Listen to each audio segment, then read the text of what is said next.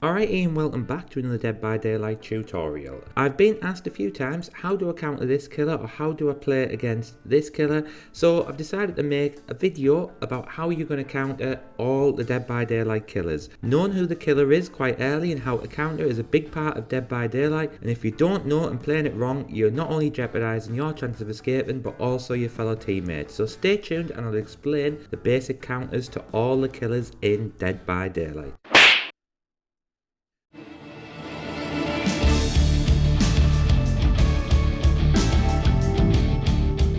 This guide is going to start off with the Trapper. He is the face of Dead by Daylight after all.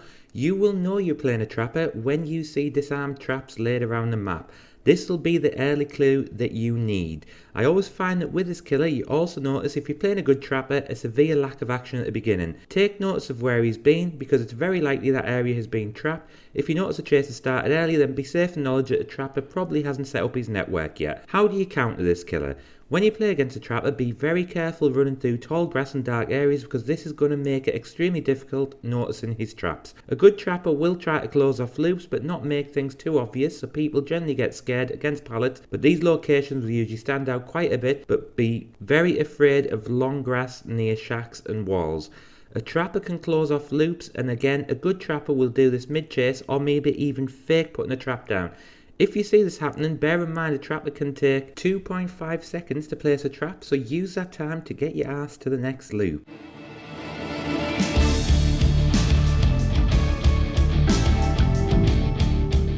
Next up is the Wraith. The Wraith is a stealth killer but has a lot of counters that you can use to your advantage or powers that will make you understand how to play against him. Early signs of playing the Wraith, he is a tricky one to detect, but I believe out of all stealth killer you will get the most indications of who you are playing from this killer. The Wraith can be spotted from around 60 meters onwards with his shimmering, and also you can hear his footsteps and especially his snarling pretty early on. Other indicators include his wailing bell and the whoosh sound he makes when he goes into cloak mode. So how do you counter this killer? So you need to be alert at all times, as you should be when you are first playing. There are no telltale signs like how some of the other killers have, so you're relying on seeing or hearing him. You are sat repairing a gent and you see him or hear him approaching. You be careful. Firstly, the Wraith can block you in areas. Try not to get caught in areas where the Wraith can body block and get a free hit. The Wraith has an acceleration in speed when he uncloaks, so the key is to gain some distance when he is uncloaking. When he is uncloaking, the Wraith does have a slight slowdown, and just be careful at the tile you're at. The Wraith can also be slowed down with a flashlight, so when he is cloaked you can burn him out of it, which will not only bring him out of the cloak, but also temporarily stun him like a pallet stun for you to gain that much needed distance. The Wraith won't have his acceleration then either, so you can be safe in knowledge that you will have some more time to gain that much needed distance. A good Wraith might adopt the hit and run tactics, and this aim is to ensure that not only he takes you by surprise, but can take advantage through the perks and abilities to punish the people that stay injured. Constantly healing might not be the best tactic to employ when you have the generators to fix, but if you're not very confident, then you might want to make sure that you do not get took by surprise and hit once to go down.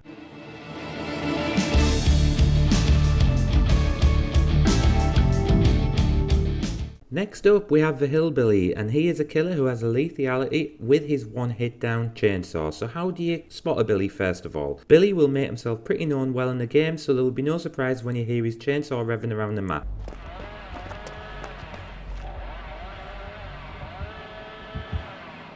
Survivors might sometimes mistake Billy for a bubba, but there is a little bit of a difference in the sounds you will hear. Billy also has great map pressure, so you can start the games early in chases. That's another telltale sign, as he will come to you pretty quickly. The best way to counter a Billy is to take advantage of windows, tiles and pallets to avoid getting down with one hit.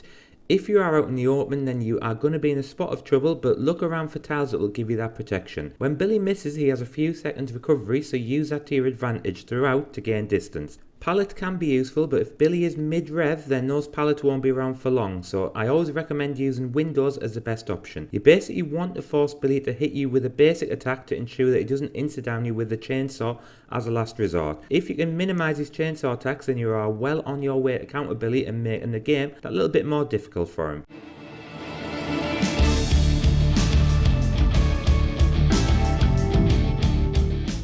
Next up we have the Nurse. The Nurse is the strongest killer in the game when in the right hands and has very little counters due to her ability to completely ignore walls and pallets and the distance she can get with her blinks. You can usually tell very early when you are playing against a nurse because the nurse's blinks make a loud screeching noise that will pretty much ensure you know that you're up against her.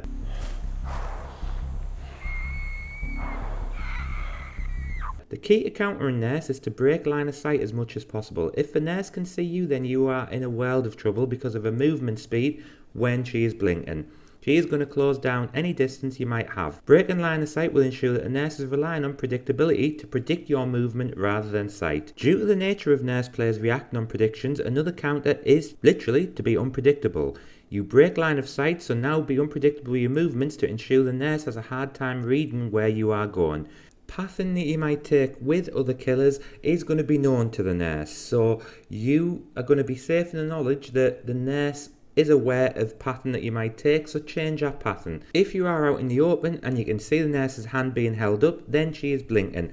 If you can keep an eye on this might help you predict how far the nurse is going to blink. The longer she holds it up, the longer she's going to blink, and using techniques such as doubling back might actually work.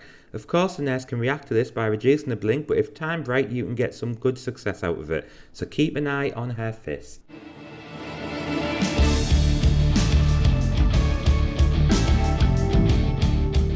We move on now to Michael Myers, a stealth killer who, unfortunately if you were playing as, can be extremely slow to start, but once he gets going can be devastating to any team. Myers has very little indicators in the early game that he is the killer. The first indicator is usually when he has teed up from tier 1 and the Halloween music starts.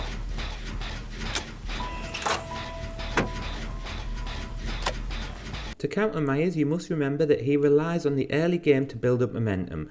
Try not to group with survivors because that will only enhance an ability to tear up quickly. The best way to counter Myers is to starve him of stalk and put all the gem pressure on nice and early by being spread around the map. Myers in tier 1 has a slow speed, so ensure that you keep him in tier 1 as long as possible. Don't stand in front of him teabagging or waiting a pallet, however looping him will be easier until he pops into tier 2. Make sure that you starve him of stalk constantly by breaking his line of sight so he cannot get any stalk out of you. Once he is in tier 2, then that's it. You will hear his terror radius, although it will be a smaller radius than usual. If you hear him going to tier 3, then please remember he is going to be extremely quick, especially in vaults, so try to factor that in when you are trying to loop him. I see many people healing when Myers is in tier 3. This is pointless and you would be better off doing gens. All dependent on the add-on, Myers is usually in tier 3 for a standard amount of time, so if someone gets hooked, don't do anything stupid until you hear him tear down. If you see your colleague has time to chill on the hook before they drop the stage, and this is going to reduce his ability to snowball a whole team.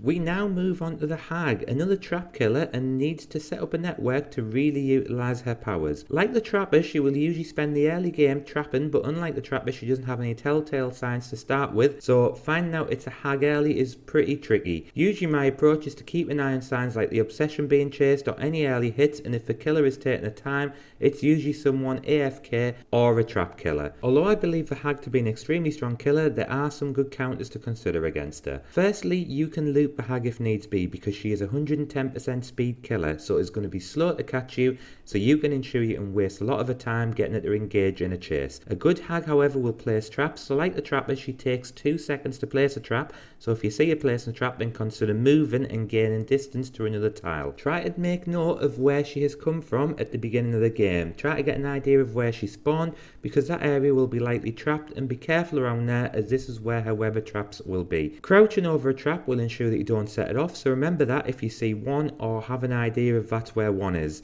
whilst also being wary of unhooks, and you might want to approach them with caution. If you have a flashlight and aiming these at traps will disarm it without allowing the Hag to teleport, so this will seriously remove some of her powers. If you can tell that the Hag is in chase and a safe distance away, then you can set off some of her traps. This killer is all about setup, so if you disrupt this, you are really destroying all the killer's hard work and making them get into a setup phase again. This will work particularly well if you know she's carrying a survivor, because she will lose her teleport ability until she hooks that said survivor. The last counter I would say would be to avoid the basement as much as possible. Once a Hag has survivors in there, then it's pretty much GG due to her traps.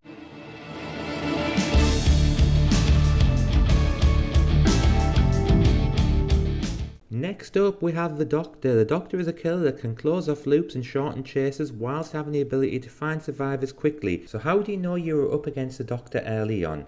There's not really much of a telltale sign here, however you will quickly establish when you hear survivors screaming that a Doctor could be the killer. It is sometimes easy to mix them up, the Doctor and the Clown, due to survivors screaming also from the tonic bottles. Another telltale sign is when he's using his static blast. You can usually hear that being charged up if you're within a certain area of him. To counter a Doctor, the main thing you need to do is treat him with respect when in chases. The Doctor has the ability to stop you temporarily from dropping pallets and vaulting, so be sure to keep checking what the Doctor is doing. I would recommend dropping pallets early to avoid being zapped with his shock therapy. If you are an unsafe pallet, then I would recommend just to keep looping. The Doctor does slow down when he uses his shock, so you might be able to prolong the chase. However, you don't want to be caught once you've vaulted with the shock therapy, because you will be trapped with the animation lock if the shock hits you after you've dropped the pallet, making it a nice easy hit for the Doctor. My final count of the Doctor will be in regards to his static blast. Generally you will hear the Doctor charging this up if you are within his terror radius. You can avoid giving away your position by just simply jumping into a locker, which will negate his power and not affect you.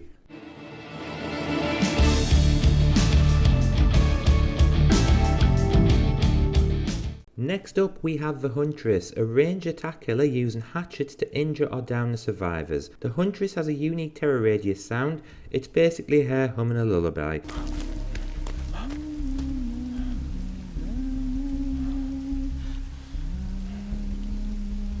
This is very much prominent in most games in the early stages of trial, and you will have no doubt of who you are playing. The Huntress is a range killer, so relies on hitting survivors with a hatchet. The Huntress relies on line of sight, so break this wherever possible will ensure that she cannot hit you with her hatchets. Looping the Huntress can be tricky because you are having to do a new strategy that you wouldn't use against most killers. Huntress players will first and foremost try to hit you with a hatchet because the cooldown of this attack is shorter, so you can loop her well due to her low speed, but also bait pallet drops to prolong the loop as much as possible. Standing at the pallet and then faking the drop and running will see most Huntress players stand still to hit you after the pallet drop, so losing some of their momentum. Always account for her hatchets when vaulting, so she doesn't have to be close, so take care when looping to ensure that you're breaking that line of sight too when you are vaulting. Use the tiles around you to your advantage, as objects around the map can take the hit if you duck well behind them. If you do take an M1 hit, then use the speed boost to again break a line of sight to ensure that she cannot follow up with a hatchet quick 1-2 down. If you are running away from a Huntress, then try to ensure you aren't running in straight lines and make your movement very unpredictable.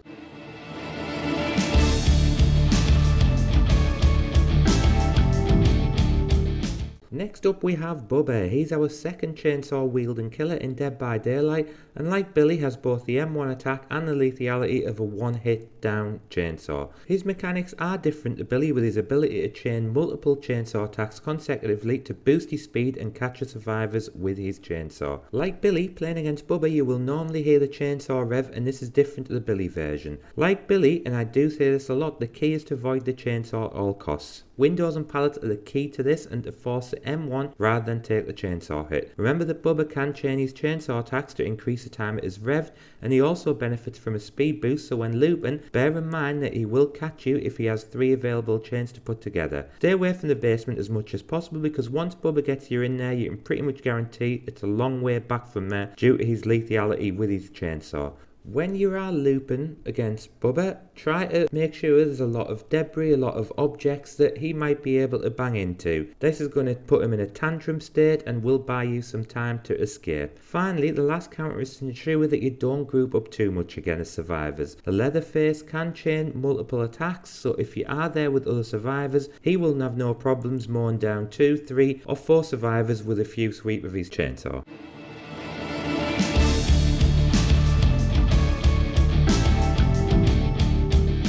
Next up we have Freddy Krueger. He is a top killer in DBD and has plenty of abilities and powers to make your game increasingly difficult throughout. He has chase shortening ability and the ability to travel around the map with his teleport, making him almost a complete killer. It's very easy to spot that you are playing against a Freddy early doors, as you will have a timer next to the survivor's avatar highlighting how long you've got left to fall asleep. Freddy is pretty much the easiest killer to establish who you're playing against straight away for this reason. How do you counter the Freddy? So with Freddy, his powers are all geared guaranteed around the survivors being asleep. He has the ability to slow you down with snares or catch you out with fake pallets, but only when you are asleep. While survivors are asleep, you also provide him with his dream projection quicker, so the key to playing Freddy is to try to stay awake as much as possible, and you can do this by locating the alarm clocks to wake you up or making sure other survivors who are awake wake you up. You can also miss a skill check, however I would use this as a last resort because this will send an alert to the killer on your location. Remember guys that waking up will negate all his powers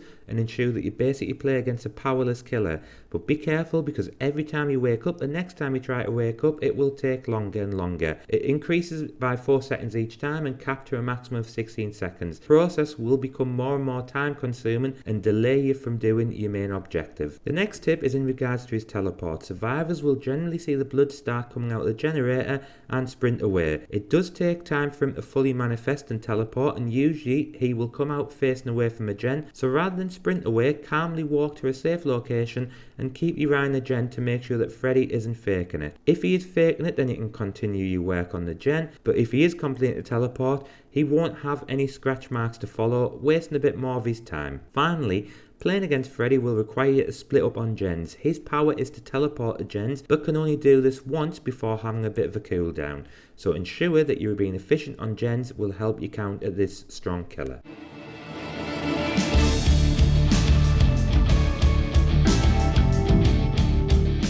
We are going to move on to the pig now. She is from the Saw chapter, and although she isn't the strongest killer, she does have some interesting abilities and powers such as stealth and ambush attacks to help her defeat the survivors. Another easy killer to figure out in the early parts of the trial, because you will see her jigsaw traps dotted around the map when loading in. Due to the jigsaw boxes being sporadically placed around the map, the likeness is you're going to know you're playing a pig straight away. So unlike against Myers and Ghostface for example, you will know you're up against a stealth killer, so be on guard and watch your surroundings to make sure she isn't sneaking up on you. The pig doesn't have the ability to grab you when in stealth, but coming out of stealth normally will give her a short time whilst the terror radius returns, so she can still grab survivors if you aren't alert. Listen for the sounds of her ambush attack.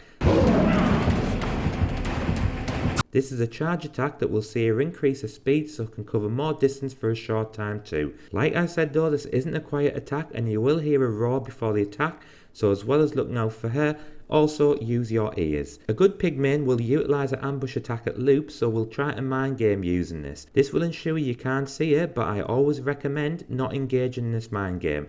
If the pig goes into stealth mode, she moves at a slow pace and has a short cooldown to come out of it. So if a pig tries to play these mind games, then the best form of action is to get distance and run to another loop, leaving her short on her ambush attack. If you are unfortunate enough to have a trap on your head, then you will have a certain amount of time to remove this. However, this timer only starts once the generator is completed. If a trap is placed after all the gens are completed, then you can still leave the trial as normal. However, if it's active, then you will need to either remove it or you will face certain death trying to leave the exit gates. If you do have an active trap, then you can leave via the hatch without dying. So if everyone has left, don't waste your time looking to remove it, find the hatch instead.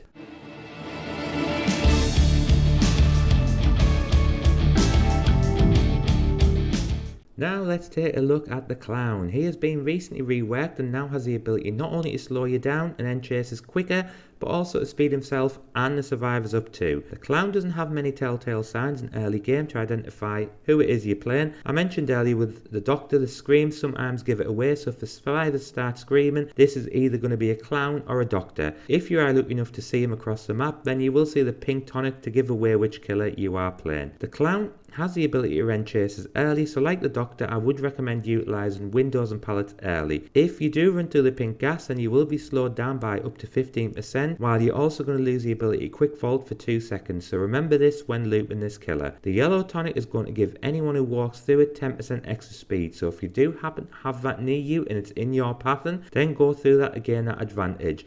The advantage might not be long, as the clown will also gain that speed once he walks through it, but will keep you at an even level for a short while. Like all range attack killers, the key to avoiding the bottles is to be unpredictable. A clown will try to throw the bottle in your path, so faking one route to go another will certainly help you avoid the tonic, whilst also ensuring the clown uses up his bottles quickly.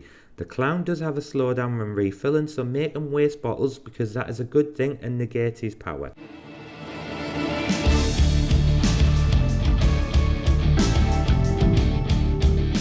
we are going to look at the Spirit. The Spirit is always touted in the top 2 killers in DBD, but regardless, she does have some counters when playing against her.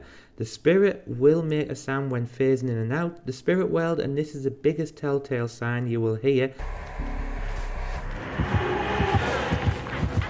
to let you know you're facing this killer. The Spirit cannot see you when phasing, however she can hear you and see your movements. So for example, if you are running through a grass or walking on some wooden boards, she is going to be able to hear that. She can also track you using your scratch marks. The main counter of this is to walk as much as possible and avoid areas that will give both a visual and audio cue to your location. Being unpredictable again will also help, so running away then walking in different directions might buy you some time and chases, whilst also confusing this killer. Watch out for the fake phasing from a Spirit. I have lost count of the times that this works against survivors by simply standing still.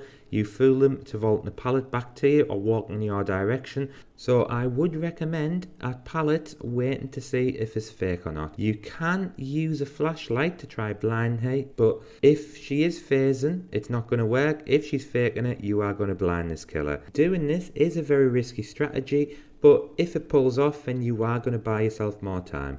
It goes without saying, don't do too much rush action when facing this killer. Unless you are running Iron Will, then please use opportunities to heal up, because running injured against a Spirit is pretty much game over because of her reliance on sound.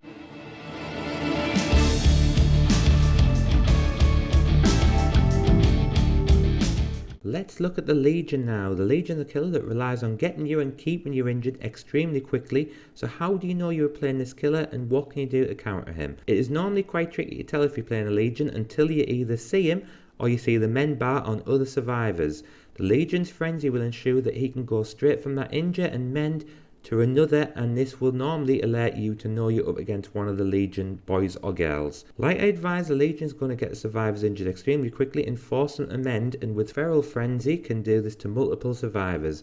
A key to countering a Legion in a trial is to ensure that you're not spending too much time healing, because before you know it, he has his Feral Frenzy back and is applying the injured status to you and your teammates again. My advice would be, if you do carry a medkit or have self-care, then 99 your health state, and if you find yourself in trouble again, then you can quickly pop this if he's coming to you without his frenzy. Try not to group up too much with your fellow survivors, because once the Legion gets his first stab with the Feral Frenzy, going from survivor to survivor will be extremely easy to do if you are grouped. He is going to have the killer instinct on, so he's going to see your heart rate. However, what he won't be able to see is your scratch marks. It's sort of a give and take with that one. But again, be a bit unpredictable in your movements. However, be aware that he can hear your heartbeat and see it on screen where you are. Keep an eye on the status of your friends. If you see multiple mend actions on the bar, then you can be sure that the Legion is going to be heading your way if you are within range. A key counter to this is just to hold W and run and take up more of his or her time in catching you.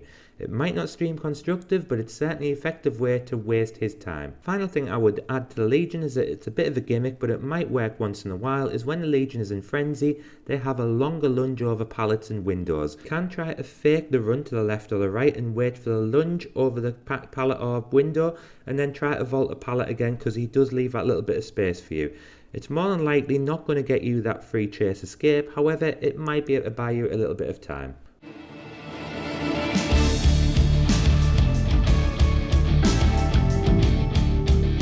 We move on to the Plague now. The Plague has a mixture of powers, including the range attack and also the ability to quickly snowball pressure and end the games if you're allowed to. It's nice and easy to know that you will be playing against the Plague, because as soon as you spawn in the map, you will see or hear her pools around the map, letting you know you're playing against this killer. The Plague relies on the survivors for her powers, and this is mainly through her pool. As standard, the Plague will usually start with one corrupted pool. The pools will become corrupted once survivors cleanse, so if you must cleanse, and try to be tactical about this and use the wells that might be further away so the Plague has to travel for her powers. If you are being chased, then normal rules apply with breaking the line of sight and ducking and using the tiles to your advantage to avoid the vomit. The Plague can use her vomit to put you in the broken status, but this is done constantly over time rather than one time hit. If you are close to being broken and you can tell by your avatar on the side, then don't be afraid to take the M1 hit so you can at least get a sprint burst away to get to a safer location or to take her to another loop. If the Plague has gotten her stronger vomit, you will hear the following audio cue. so play like how you would against other range killers, and remember, this is a time power. It's not going to be permanent, but it does ensure that you avoid her vomit as much as possible. If you know the plague has got her powers, then she can very well snowball this, as well as hit multiple targets to split up from other survivors to make her role that little bit tricky. A nice little tip for you to know is when she has her corrupted powers, if you do manage to get her pallet stun, that will get rid of her powers regardless of how much time she's got, and putting her back into a normal state of just green vomit.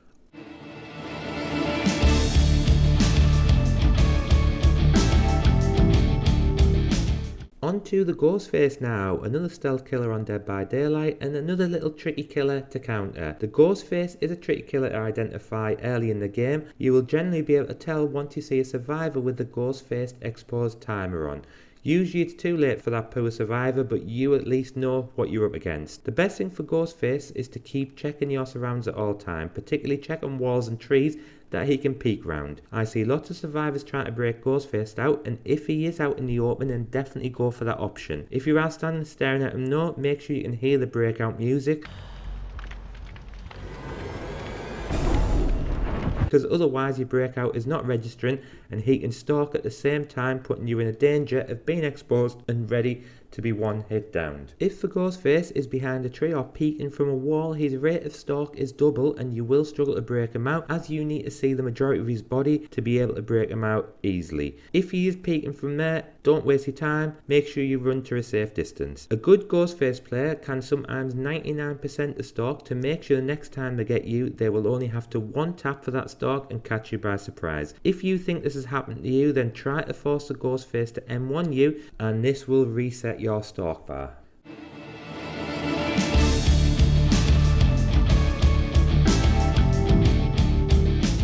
Moving on to the Demogorgon now, from the Stranger Things chapter. Has a few powers that you need to contend with as a survivor. Usually the way you tell you're playing a demo is when he gets his first hit and you hear his screams come across the map. This is also the case when he's teleporting, although a good demo will not really use a teleport straight away. The Demogorgon relies on his portals to traverse around the map. Now listen to this part carefully. He only has a set number of portals, so if you are destroying any, then make sure these are the ones that could cause you problems in the future. If you see a portal near a repaired gen, leave it. There's no point actually destroying it, because that's one less portal that a Demogorgon can place in a better location. Don't run in straight lines, because a Demogorgon has a shred that you can use to catch up, and like a few other killers, if you plan on looping, then use the tiles to your advantage, such as walls and objects. Account for the shred when vaulting and dropping pallets too. One final point about a Demogorgon is the fact that you don't want to give this bad boy height advantage. This Demogorgon can get insane distance using height advantage and his shred, so try to avoid these situations where possible.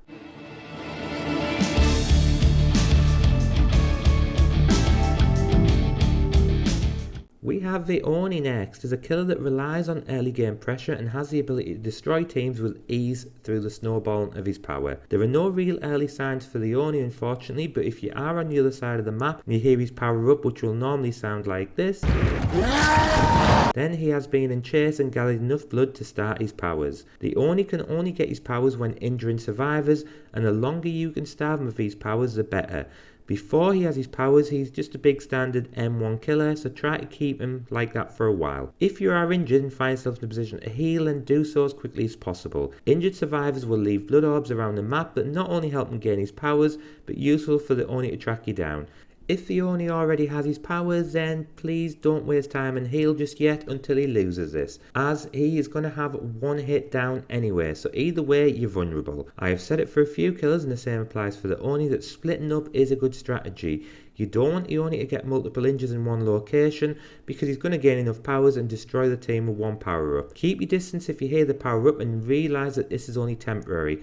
If the Oni does pick up a survivor, then he loses his powers until he refills it again. Until then, play safe.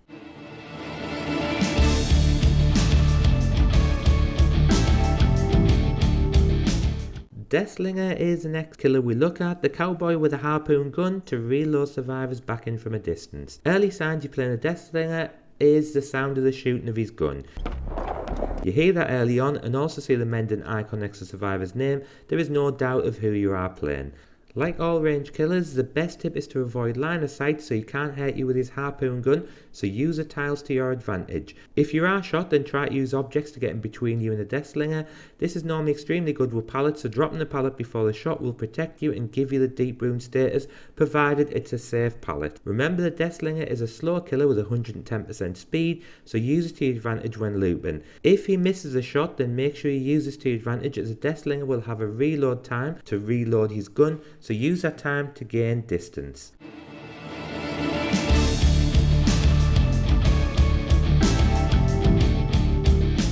Pyramid Head is the next killer we look at. He was drafted in from a Silent Hill franchise. Unfortunately, there isn't really any way to distinguish you are playing a Pyramid Head until you hear his terror radius music or physically see him. Like I explained, the Pyramid Head has both a range and basic attack, although his range attack is very limited in distance. Some of the counters to his ability: firstly, a good Pyramid Head will try to hit you with the range attacks whilst looping, so once you break line of sight, don't be afraid to do unpredictable things like doubling back to avoid his range hit. I would recommend with the Pyramid Head to try to complete loops shorter than you would with other killers. Ensure you're moving on to the next tile without overcommitting to an area. The Pyramid Head will lay down trails across the map, and if you see these, then please crouch through them to avoid being tormented. If you're tormented, then the Pyramid Head can send you to his cages or more of you if you're on your last hook. Running and walking through these trails is also going to send the killer an alert through Killer Instinct, giving away your position on the map.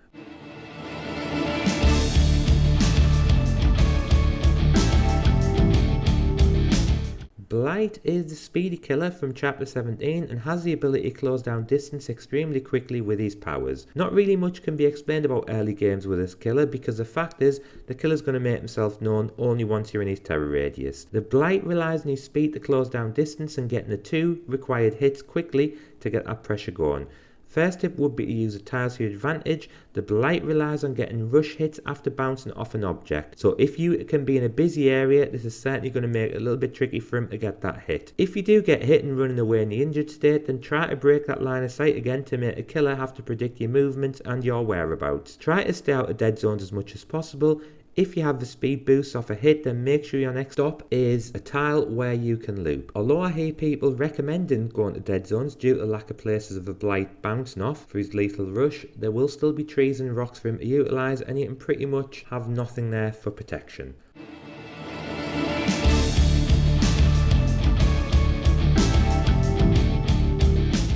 Our final killer today is the Twins, DBD's latest edition. The Twins have a very good telltale sign when starting, but that is only once Victor is basically released. You will hear the sound of him coming out to play, letting you know that you are playing the Twins.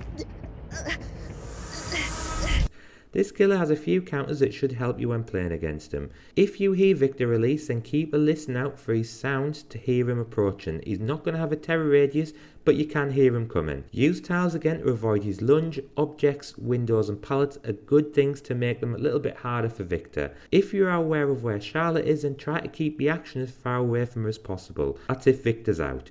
Although Victor can injure and down survivors, the killer will have to switch to Charlotte if they want to take you to a hook. I have seen this done very effectively by survivors against this killer, and that is running in twos with another survivor acting as a protector. What this did was ensure that Victor would be quickly disposed of whilst healing was done before Charlotte would come over. So maybe consider being another survivor's buddy for the trial to get to the gens quicker and negate one of Charlotte's only powers in Victor. So that's it, guys and girls, a full counter list for survivors against all killer. Hope this guide gives you something to think about when playing, and hopefully these tips will come in handy in your trials.